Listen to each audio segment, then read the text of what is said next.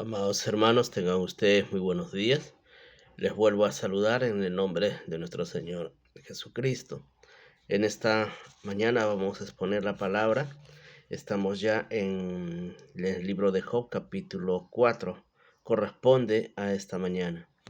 Bien, habíamos hablado acerca de la tremenda crisis emocional, de identidad, de sentido, de visión, de propósito que estaba atravesando el siervo Job y sucumbía, pero no maldecía a Dios, no hablaba en contra de Dios, sino que más hacía referencia acerca de que no debió haber nacido porque se sentía sin propósito, sin identidad y como que por causa suya sufría su familia, por causa suya él daría un mal testimonio como hijo, como siervo de Dios, y todo eso le creaba frustración, le creaba angustia, dolor y preocupación. Y llega él al límite. Habíamos dicho primero, Dios permite que Satanás tocase todo el entorno material en una primera fase, en un primer nivel, cosa que y asunto que Job no tuvo ningún problema en superarlo y decir, bueno, alabado sea el nombre del Señor, puedo volver a empezar. Mas luego, cuando ya es tocado su carne, él se ve imposibilitado, se ve lapidado, se ve mutilado de poder cumplir el propósito, que poder salir adelante, y él se ve en la miseria emocional absoluta. Y es por eso que él dice, aún con eso él no maldició a Dios, pero sí dijo de que no, no hubiera preferido haber nacido, que se borre ese día, que no cuente él su historia como un hombre que no tenía ya sentido el vivir. Habíamos hecho una comparación cuando Dios hace cosas que no comprendemos, pero habíamos dicho que no nos afanemos en tratar de entender mucho a Dios en las cosas que hace, sino más bien procurar nosotros en poder obedecer su palabra. Bien, entonces él se sentía de una forma como aquellos, había dicho yo, dementes, locos, vagabundos que no tuvieron ni siquiera oportunidad de pelear, salir, no tuvieron la culpa, entre comillas, de haber nacido así, ¿no? O sea, no tuvieron oportunidad de salir adelante. Pero existen estas personas. Y algo así él se sentía, Job, en su corazón, y nosotros como enseñanza podemos ver que hay cosas que van a suceder, pero que no en nuestro raciocinio, en nuestro pensamiento, en nuestra sabiduría, no lo vamos a comprender. Más si eso nos ocurriera a nosotros, posiblemente cuestionaríamos los principios de Dios, cuestionaríamos la persona de Dios como tal, y aún quisiéramos debatir con Dios, aún quisiéramos polemizar con Dios. Y eso no es así, iglesia. Al Señor hay que obedecerlo, entender lo que debemos entender, y lo que no podamos, simplemente aceptarlo. Y no estoy hablando bajo una perspectiva de conformismo, no. No quiero que esto se malinterprete, sino de que hay cosas que Dios va a hacer y simplemente no la vamos a entender por una sencilla razón. La mente y el corazón de Dios es infinito, y nuestra mente y nuestro corazón es muy, pero muy limitado. Y bueno, acá vamos a ver ahora en el 4 que Elifaz era uno de los compañeros fieles que seguramente conocería de muchos años a Job, y este se va a manifestar. Cabe la redundancia que en el capítulo anterior, creo que en el 2, ellos se acercan a ver, a dar ánimo a Job, pero la impresión de verlo en esa desgracia de sarna fue muy grande y no soltaron ellos tampoco palabra alguna, sino que rasgaron, dice la palabra, sus vestidos, hicieron duelo y acompañaron a Job por 7 días sin hablar una sola palabra. Mas de repente, por las expresiones de lamento de su existencia de Job, este personaje, Eliafaz, va a reprender a Job. Así empieza el título de nuestro devocional o estudio bíblico de la palabra del capítulo 4. Elifaz reprende a Job. Bueno, después de 7 días, había dicho, él abre su boca para exhortar, reprender a Job, pero bajo de una perspectiva eh, humana, obviamente, y también bajo una perspectiva de sus propias experiencias. Entonces, vamos a entender de que a veces nosotros también habíamos mencionado, juzgamos, hablamos de acuerdo a nuestro pensamiento y juzgamos a las personas, sea de buena fe o de mala fe, de buena voluntad o de mala voluntad. Eliafaz procura ayudar a su manera a Job, reprendiéndole. Y el capítulo empieza de esta manera. Entonces respondió, eh, Elifaz, el temanita, y dijo, si podemos hablarte, si probaremos hablarte, te será molesto. Lo que te voy a decir te va a incomodar. Lo que te voy a expresar te va un poco a fastidiar mis palabras. Eso le está diciendo Elifaz. Pero ¿quién podrá detener las palabras? O sea, ¿cómo podemos callar frente a una situación tan impresionante, frente a alguien que nosotros expresamos? Debemos de manifestarnos. Debo decirte algo. Y aquí le dice que tú enseñabas a muchos y fortalecías las manos de los débiles. Al que tropezaba enderezabas sus palabras y esforzabas las rodillas de aquel que decaía. Mas ahora que el mal ha venido sobre ti, te desalientas, y cuando ha llegado hasta ti, te turbas. ¿No es tu temor a Dios tu confianza? ¿No es tu esperanza la integridad de tus caminos?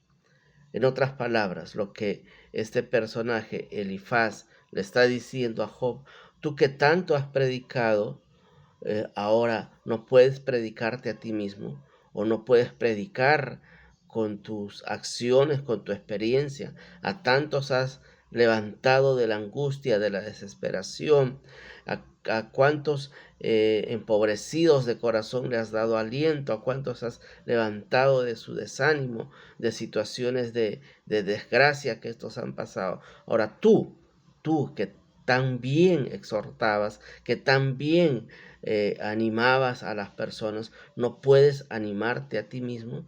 Ahora tú estás en el escarnio, en la situación tan complicada, no puedes hablar de lo que tanto has predicado, no puedes hablar de lo que tanto has compartido del Señor en tu propia vida. Y a veces eso pasa con nosotros. Hablamos tanto del amor, de la misericordia, hablamos tanto de la palabra del Señor, cualquiera que fuera el tema, y animamos a las personas a conocer a Dios, a seguir adelante, a no decaer, a mantenerse firme, pero cuando sucumbimos a una situación, nosotros a veces nuestras palabras, amada iglesia, son simplemente palabras vacías, porque primero nosotros debemos dar el testimonio de salir adelante en situaciones muy complicadas y adversas. Tal vez Dios va a permitir, tal vez esto en parte sea la enseñanza de este capítulo, que, que usted y yo vamos a pasar situaciones y no lo vamos a entender, pero parte de esta justificación o entendimiento puede ser para que tú aprendas a fortalecer el carácter. Yo siempre he hablado, una de las cosas muy importantes, imperantes en la madurez del creyente es el carácter. Muchas veces no tenemos el carácter suficiente, pero conocemos mucho de Biblia, hablamos mucho de teología, hablamos mucho de exponer la palabra, de predicar la palabra, pero cuando nos suceden situaciones, esa palabra no está calado tan dentro de nosotros y no nos hace desarrollar el carácter, la actitud necesaria para que esa palabra sea fortalecida en nosotros. Si decimos nosotros somos fuertes, por ejemplo, en Cristo Jesús, y viene una situación y somos débiles, ¿dónde está lo que nosotros predicamos? En cierta forma, en este sentido, Elifaz está reprendiendo a Job, le está animando a fortalecerse, aunque obviamente la situación imperante por la cual él estaba transitando, pasando, era muy complicada. Era una prueba, habíamos dicho, extremadamente difícil que seguramente ni usted ni yo pasaremos y Dios no lo permita. Entonces, Eliafaz está reprendiendo a Job con estas palabras, pero también habla un poco más adelante, dice, recapacita ahora, qué inocente se ha perdido y en dónde han sido destruidos los rectos. Aquí haciendo un poco de estudio, Elifaz está haciendo remembranza de su propia historia, o sea, de su propia experiencia. ¿En qué sentido? Él había estado en situaciones deshonestas delante de Dios, por eso es que habla él de injuria, y dice, pero Dios en su misericordia, en su gracia nos saca adelante. Entonces está hablando de su perspectiva y experiencia personal.